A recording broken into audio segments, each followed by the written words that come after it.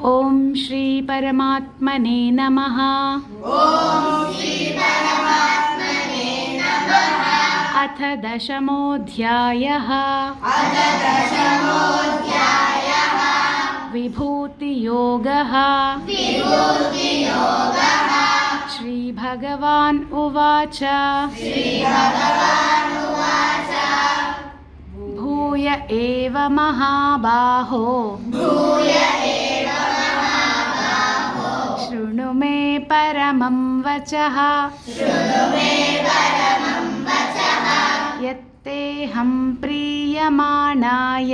यत्तेऽहं प्रीयमाणाय। वक्ष्यामि हितकाम्यया। वक्ष्यामि हितकाम्यया।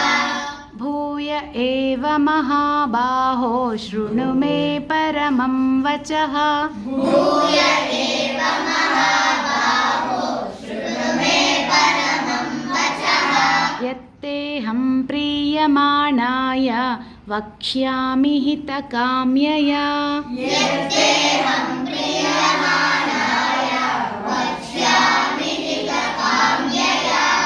भूय एव महाबाहो शृणु मे परमं वचः। यत्तेऽहं प्रीयमाणाय वक्ष्यामि हितकाम्यया। भूय